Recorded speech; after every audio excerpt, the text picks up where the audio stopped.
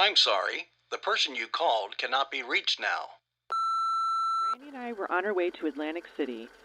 She loves the slots at the Borgata Casino.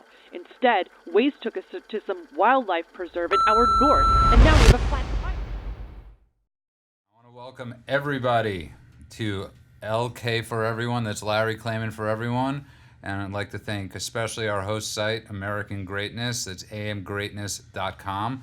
And in studio tonight, other than our great ombudsman, Louis Fein, we have editor, co-editor of the American... Managing editor. I should have done my homework, Louis. Yeah, I asked you. A managing editor of American Greatness, Ben...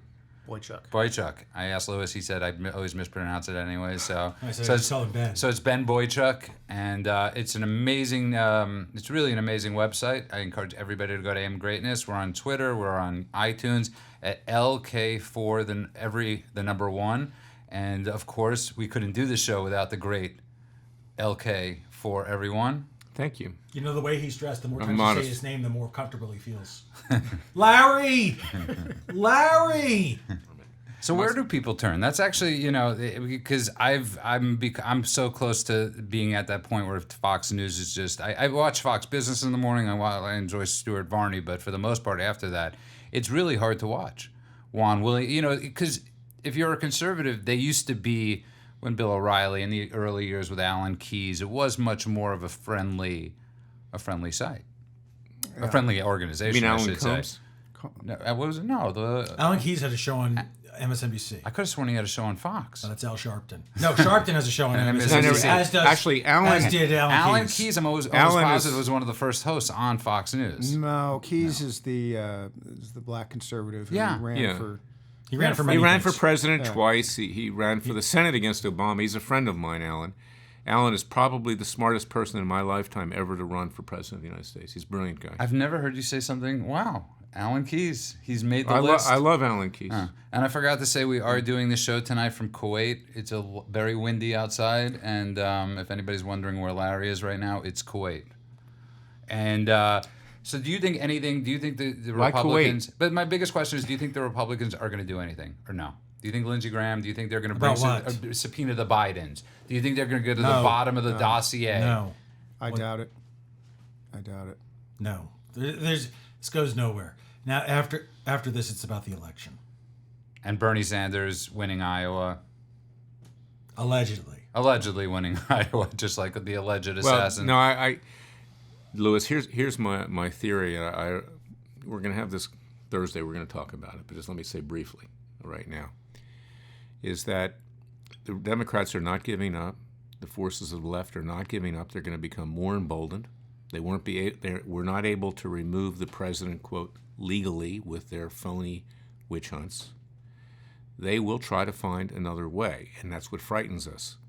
And that's what we're going to talk about in our next episode. No, that's what we're talking about in this episode. You want to talk about it now? Okay, let's talk about the assassination of John F. Kennedy. Okay, why is Very topical.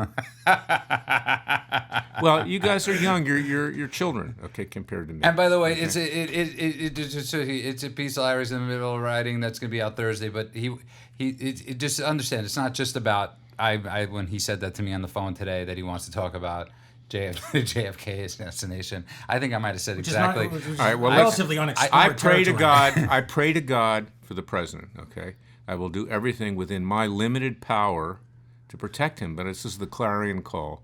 John F. Kennedy. Okay, Bay of Pigs. The CIA believed that he betrayed them. He didn't come to their defense on the beaches of Cuba. They thought he was soft on communism, trying to have rapprochement with Khrushchev. They thought he sold us out. After the Cuban Missile Crisis, and in effect, he did sell us out in a way. We withdrew our missiles from Turkey. We never knew that. He cut a deal with Castro that we would leave him alone in perpetuity, quite against the interests of the Cuban people. And he was viewed as soft on communism. Now, fast forward to Trump.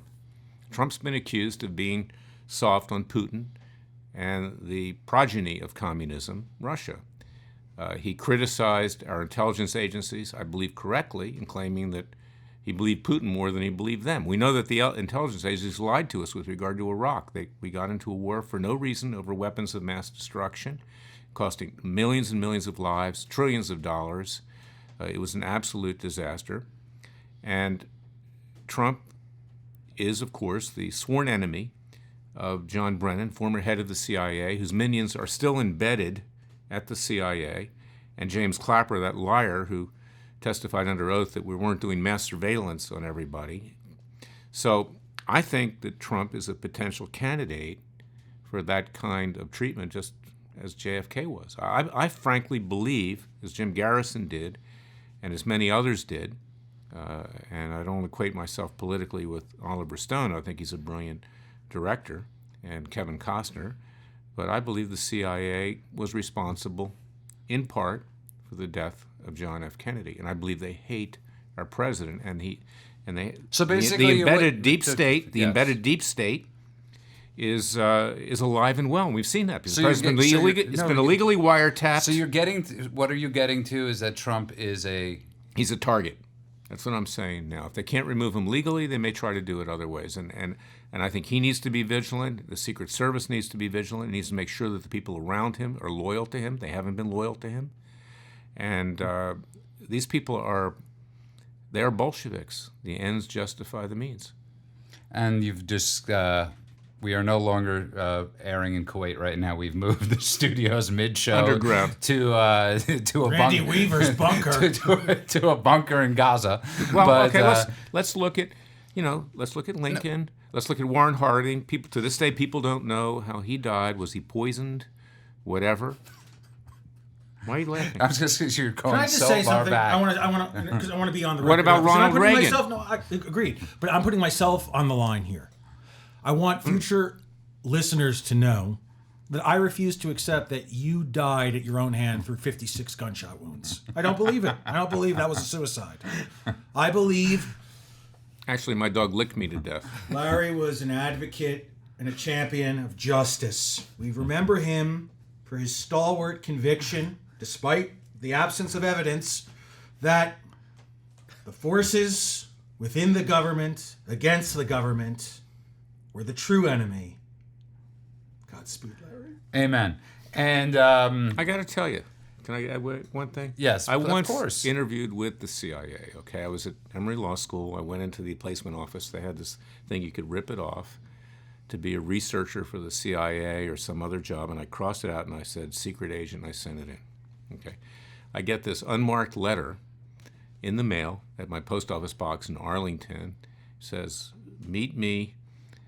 I was going to Emory Law School, but I got it through Arlington. Meet me at the Hartsfield Marriott Inn. Okay, Hartsfield's now the Atlanta airport. Okay, and I got sick the first time, so I couldn't make it. The second time I showed up, nobody was in the room. The door was open. Finally, a CIA interviewer, agent, whatever he was, walks in a plaid jacket, looking like Monty Hall from Let's Make a Deal. And first thing he says to me, I was just interviewing a female candidate. I never interview women in the room.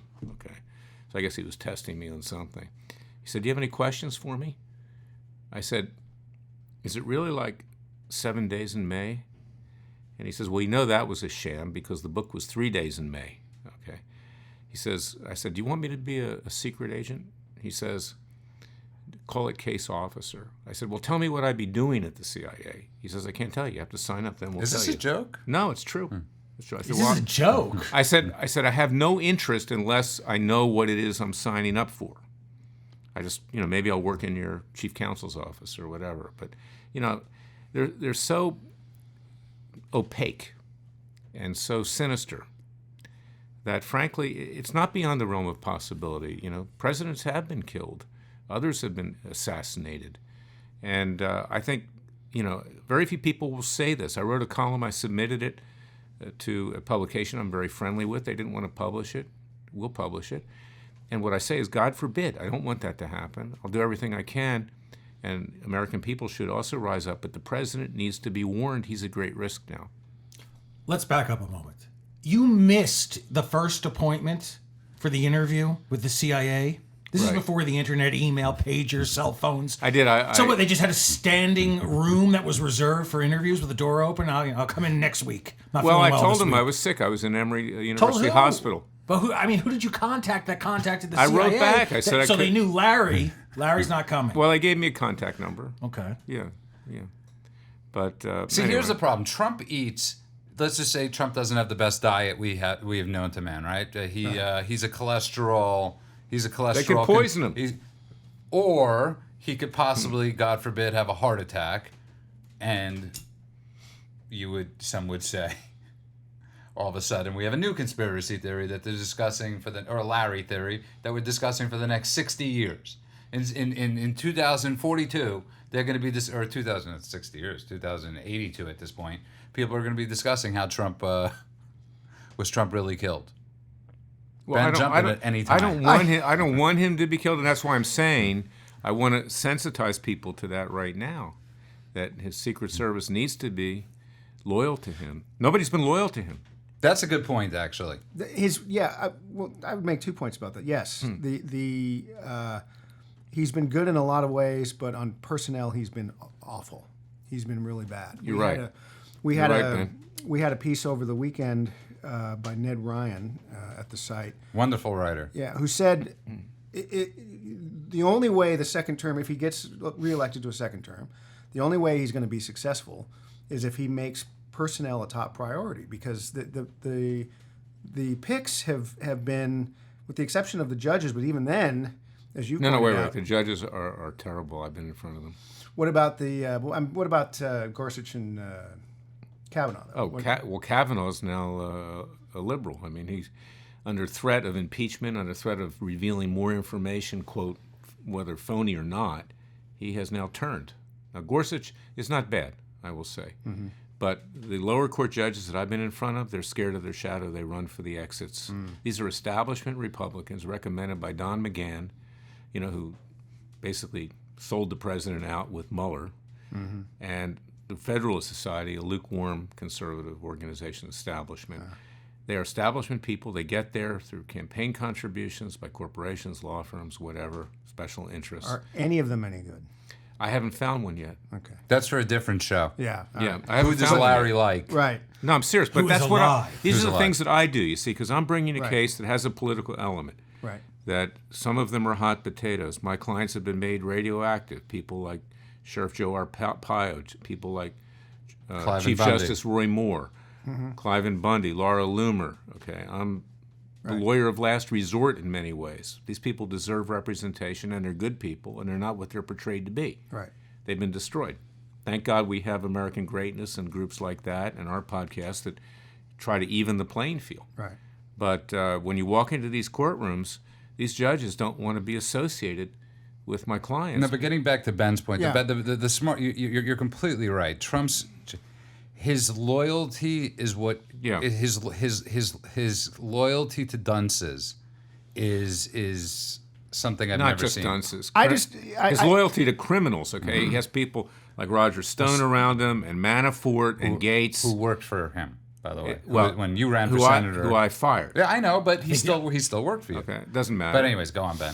Well, no. So I made a mistake. he didn't. So did Trump. Yeah, well. And Trump, I think Trump has deferred much too much to, because they were all, the personnel choices were all vetted by,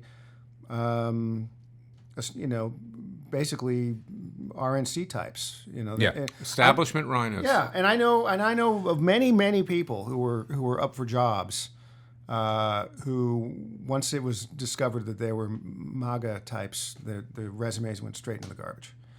So he's been ill-served.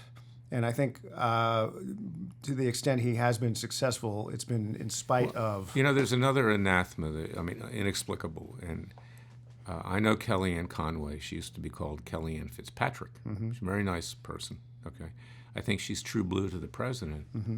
One of the few. And I think that she's done a very good job. But how can the president... I think there needs to be some... And I've said this by sending stuff to her and otherwise. I said, you need to explain to the American people whether your crazy husband, if that's what he is living with you and he's a security risk. Apparently he's in New York. It's not that funny.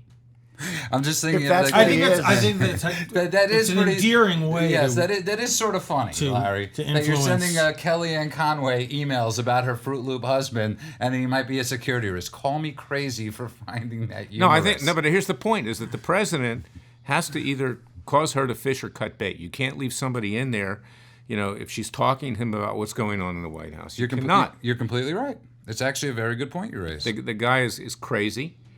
But I think he's a loser. What Ben brings up is actually a great point, is because Trump is, when Trump won, it's usually a job when you win the presidency that you're affiliated with a certain party or you're affiliated with certain people, right? So you become president, whether it's Bush, whether it's a Democrat, you're going with the system people, right? You're not going with the new quarterbacks.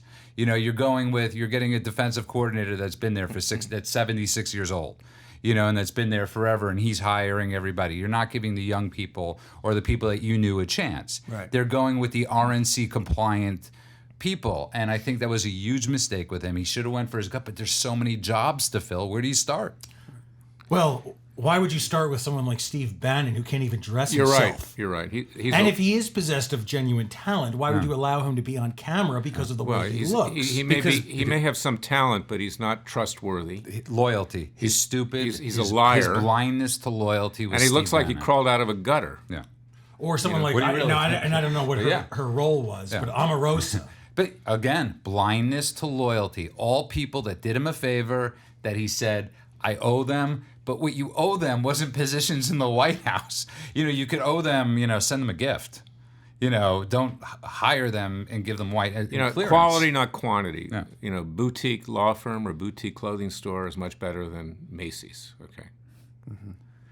And if you just No tuned offense in, to Macy's. and if There's you some just good tune stuff. in, you're listening to Larry Klayman for Everyone. We're recording tonight from the hills of. I'm very opinionated tonight. Of Syria. It's okay. And animated. Yes. Yeah, so I've never seen you this I'm not- I animated. got to tell you something. The medicine works. It works. Which medicine? I thought you Well, gave- like the horse. Did you slip me something? No, I didn't slip you anything. I spoke to the doctor, and he's impressed. And you can find us on iTunes. You can find us on Twitter. On iTunes, you can find us at LK for Everyone. And on Twitter, LK, the number 4, the number 1. And of course, our host site is American Greatness. And tonight, co-contributing is Ben Boychuk, and which is so similar. I'm sure you've heard this quite a few times in Yiddish. You'd call somebody Never once. Yeah, that's First funny. time tonight. Yes, I'm told sure. you. It's like me with Hey Well, Jude, right? Give a definition of what Boychuk means. Boychuk. A good person, right? You're a good boy. person. You're a good boy. Yeah. You're a mensch. And of course, we're here with Larry Klayman, 4-time nominee Of the Larry Chronicles. from the NWAC, Holy the NWACP award nominee. White Man of the Year. White Man of the Year. Image Awards. And of course, Glad. Glad has also nominated you a few times. And but one of the things also we In fact, wanted. you told me I was going to wear a white hat tonight. Yes. But you told me that I would look like an albino wearing it, so I switched to the blue and white hat. That actually is a true story. And of course, Louis Fein. That's how white I am. A great ombudsman. And there's a story I saw in The Guardian today about why liberal white women pay a lot of money to learn. That they're racist. To learn dinner, to learn over dinner how they're racist, how they pay $2,500 to find that they're racist over dinner. And one of the things I love is I found this in the Drudge Report. But one of the things I've noticed is there is no. For the last 3.5 years, we've had no news stories. We've had no, Trump is the news. Whatever Trump is the news. And something like this, if this was around pre-Trump, this would be considered such an amazingly racist sort of article, such as sort of that people are actually paying $2,500. I think it's brilliant. It's like going to see a matchmaker. This is a high-end This is right. therapist who can treat your racism. And I want to know how early or late into the dinner you know or you're told. Well, you have to admit you're a racist. It's after you pay, first of all. After the So money you pay the goes. money, Yes. and then at what point it must vary. It's a with each $2,500 political exorcism.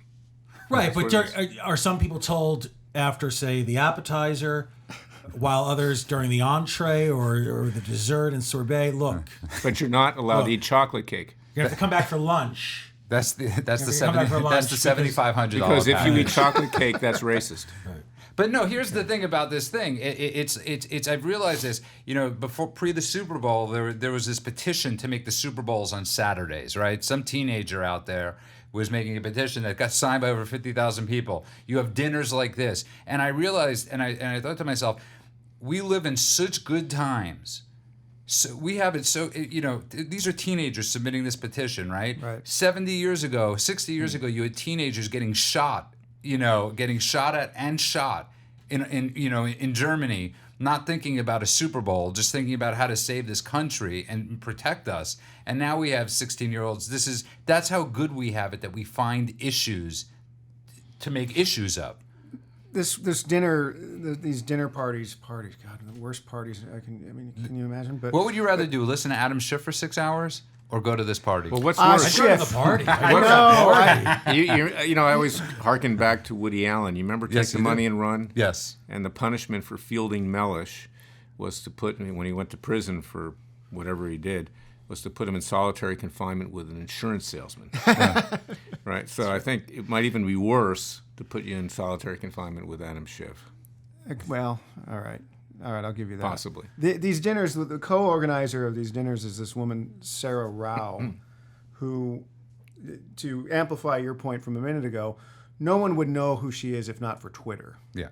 She's Twitter famous, although she ran for Congress and got her rump handed to her, I guess. But she lives on Twitter to pour invective on white people, and that's her whole thing.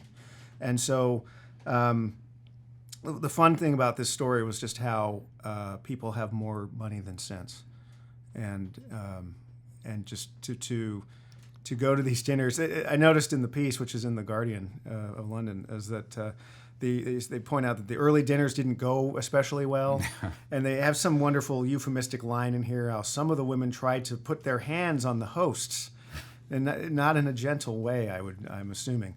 I also like that they hired a white woman to make it easier, because they found that they hired a white woman, it would be easier to share your racism with that white woman instead of the Latino and the... Let's say, I mean, there is racism in the world. There's racism on every side, okay?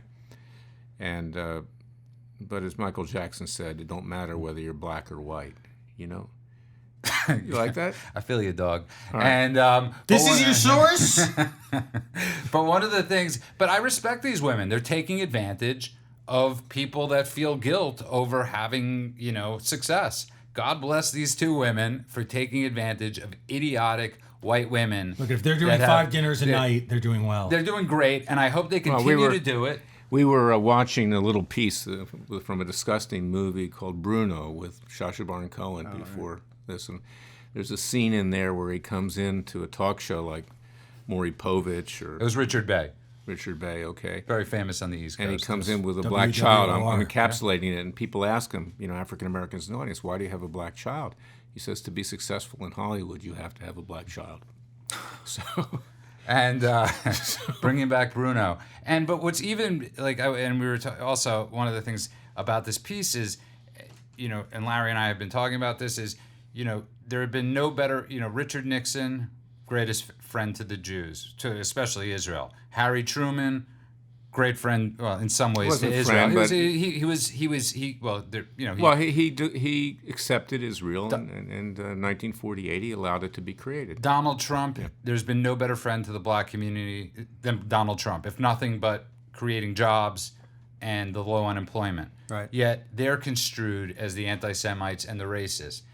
I would rather be friends with the guy that's saving my life, that's off color, than the person that's color and not saving my life. Right. And that's where people, I don't think these two women, one of my favorite things in the piece is they go, well, when Trump is no longer here, these dinners probably won't do as well.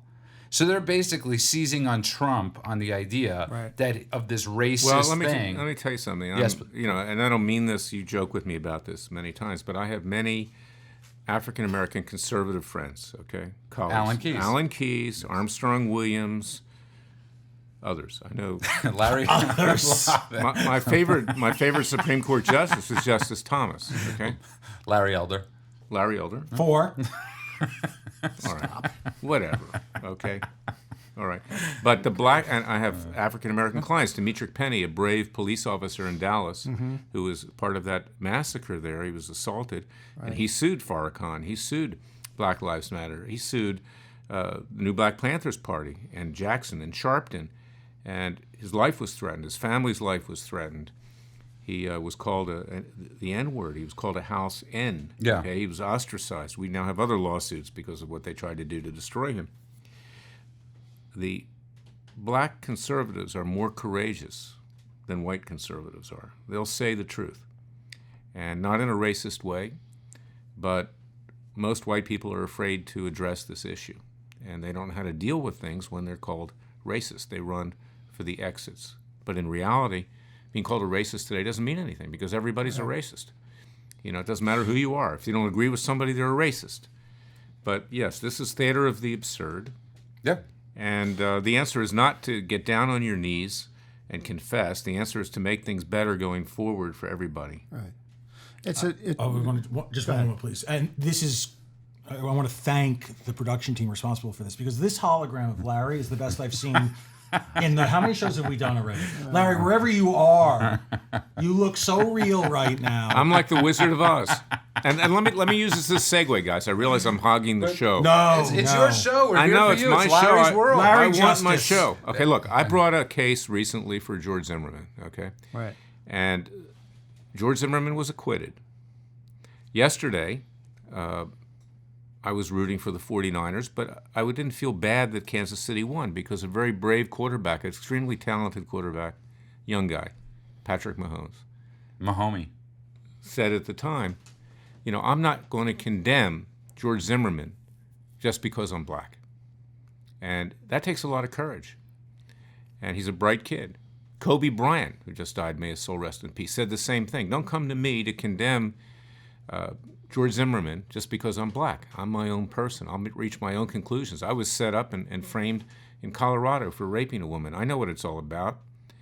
And the reason I decided to represent George Zimmerman is because a phony witness was presented to the prosecution and to the jury, which could have gotten him life imprisonment. If they indicted him for murder one, it could have gotten old Sparky in my native state of And Florida. just, you know, the reason I was about to laugh was because I thought Lewis was about to do a eulogy. Oh, that's fine. And what I'm saying do is one this, for my career what in a happened? moment. What happened when I brought that lawsuit? Okay, and there's hard evidence. You read the complaint. Go to LarryClayman.com.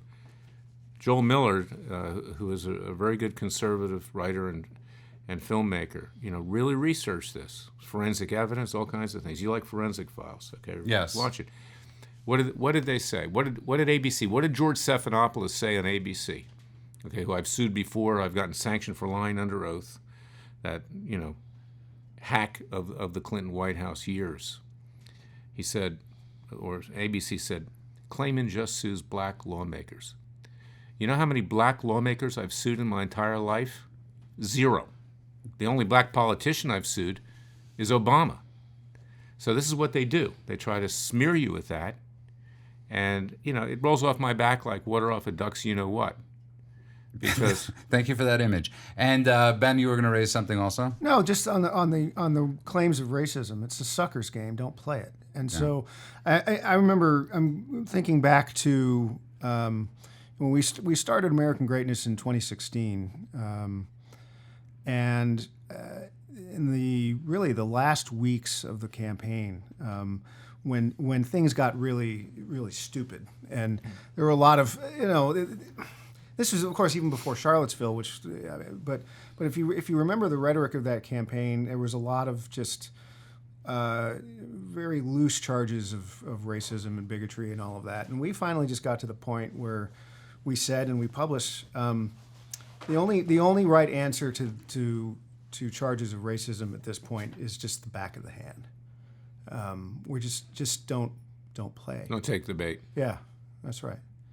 That's right. So these women are ridiculous. No, but that's a great point you're bringing up too. Is 'cause I was driving down with my girlfriend down the hill, and we were talking about the Super Bowl halftime show, and and it was funny because we were watching it last night, and I was sort of kiddingly, jokingly around saying, "Oh my God, this is horrible. You know, this is so politically not. This is just the kids home the kids at home watching."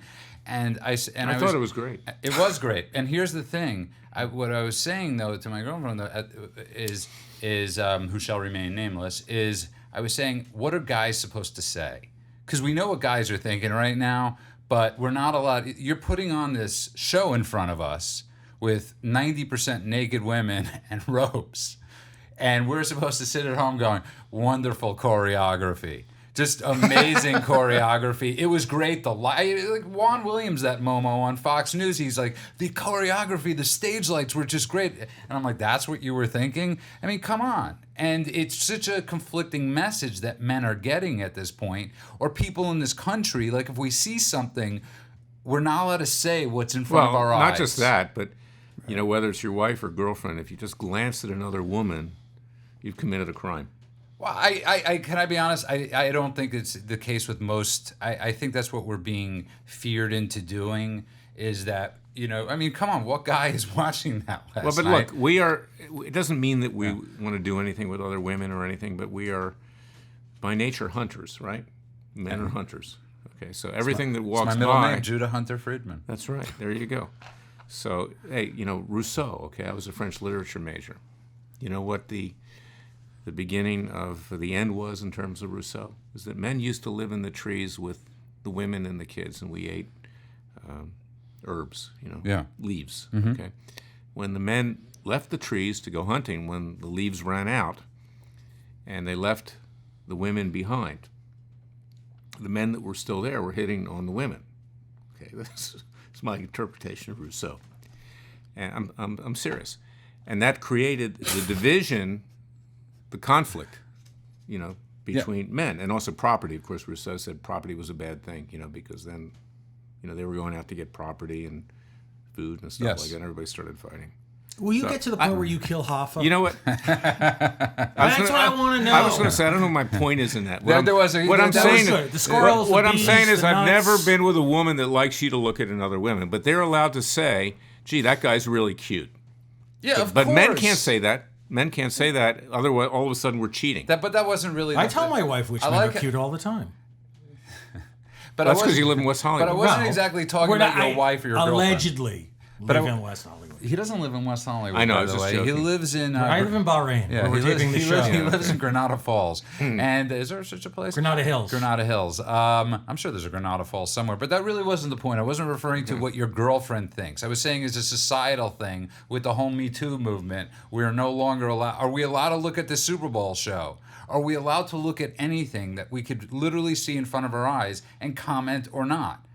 Because there's no way you could watch that halftime Super Bowl show last night, and I can tell you what most men were thinking that aren't eunuchs. What were you thinking? Be honest. This is a truth-telling show. At first, I thought, Okay, I was thinking a lot like Juan Williams. I was thinking the choreography is amazing. The lighting at the Super Bowl was great. The dancing, how long it must have took the women to be together. Well, first of all, Juan is a little sensitive because years ago, you guys are too young to remember this, he was drummed out of the Washington Post. He was a writer for alleged sexual harassment. I don't believe he ever did it, but they wanted to get rid of him because Juan, believe it or not, is actually fairly conservative. He's right of center. He plays the game for Fox because they want some liberal on there to even it out.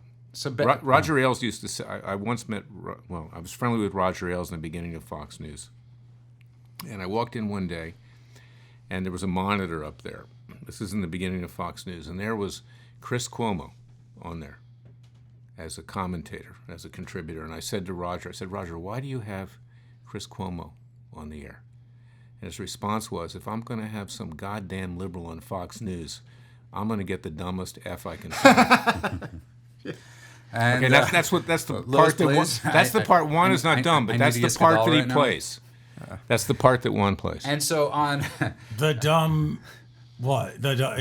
He plays a stooge on Fox News. I would rather have Bob Beckel, to be honest with you. I miss the stooge. He at least was funny. I miss the he was stooge funny. of Bob Beckel. He was thrown off for something he said. What did he say? A lot. And just a bunch of stuff. So at American Greatness, it's amgreatness.com, and it's American Greatness.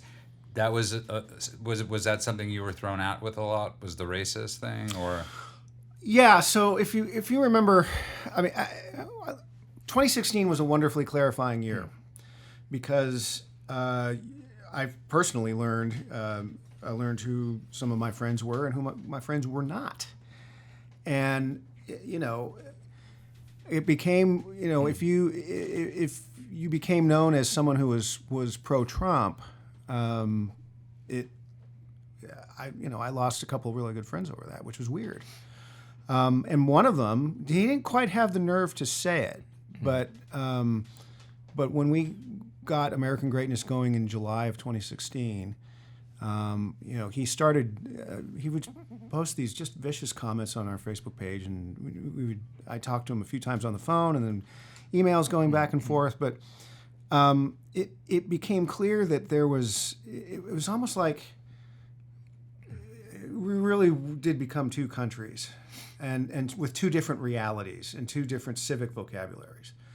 And so I just got to the point, and my colleagues, there were three of us who really founded the thing. We just got to the point where we just weren't going to. We just weren't going to put up with it. We just said no. I deny Good for you. I deny the premise that's right. completely. Well, families have been destroyed over it. Yeah. There are people that don't talk to each other. I have an eye doctor. The sister, won't talk to anybody. Mm-hmm. But the amazing thing about it is, I mean, that's just one small example. But here's the Right. thing: it's not coming from this side. Okay, It's not us. You never hear a conservative, for the most part. Right. Just hear me out for a second. because we're in control now, No, at least of the White House. that's not what I'm referring. But I've never met a Republican, especially the great stories about Hollywood that Ben Shapiro, the outing of so many of them, was that Gwyneth Paltrow's father didn't hire Dwight Schultz for St. Elsewhere because he would never hire a Reagan-era Republican. Right. Gary David Goldberg, all the stories are just, of them trying to not give jobs or do that, I've never once heard a Republican say, or a conservative say, I am not going to hire that person, even though I know he's going to make me millions, because of principle. Right. The principle is capitalism. The principle isn't... this is true. my humble opinion. The problem with Ben Shapiro's book, aside from the fact that it was published, is that it operates from a false premise because the creators of the shows may be liberal. The characters portrayed on the shows may be liberal. But the shows were commercially successful, wildly successful. Well, Ben Friends- himself, By accident. Ben himself, who I know, you guys may know him too. Now I know him too. Yeah, I'm trying to forget him. He's a two-faced little twit. Okay, that's what he is. And he ripped into Trump. He hated Trump. That was... But hey, he's got to keep an audience, so he had a miraculous conversion. We're you just finish up your thought on Ben for a second? Or you're... He's a stupid person's idea of a smart person. You're completely correct. If you just tuned in, you are listening to LK for Everyone. That's Larry Klayman for Everyone, who's to my left. And let's. The reason I want to bring this up is because I was really irritated. Let's pray for Rush Limbaugh. And That's true. Just an amazing man who I grew up just idolizing, listening to on the radio. I mean, like everybody did. And I'm like, I read one of Ben Shapiro's tweets today, which was, he was, somewhat like he was like the stalwart of the conservative, movement. And I'm like, you twit. I'm like, you weren't listening to Rush Limbaugh. You got nothing. There is no Rush Limbaugh in Ben Shapiro. And No, because Rush is intellectually honest. and he's also got a heart. He's also, Rush Limbaugh, you talk about taking it on the chin. He's been taking it on the chin when it wasn't popular to take it on the chin for for almost 40 years. I mean, this guy's a true hero to, people in their cars and people listening to radio, to conservatives and to just anybody that thought differently for many years. That show was must listening for. Well, let's hope he survives. Like you said, Yeah. medical science right now is great. When you're a little bit older, cancer grows more slowly. So let's hope he lives for many more years. Let's pray for him. Sure. And and on that note, but the thing about it's, I just want to, the thing with the Ben Shapiro's, the Romneys, the Bill Kristol, who just came out and said, now I'm a Democrat. Now we're all Democrats. And somebody's like, no, we're not all Democrats.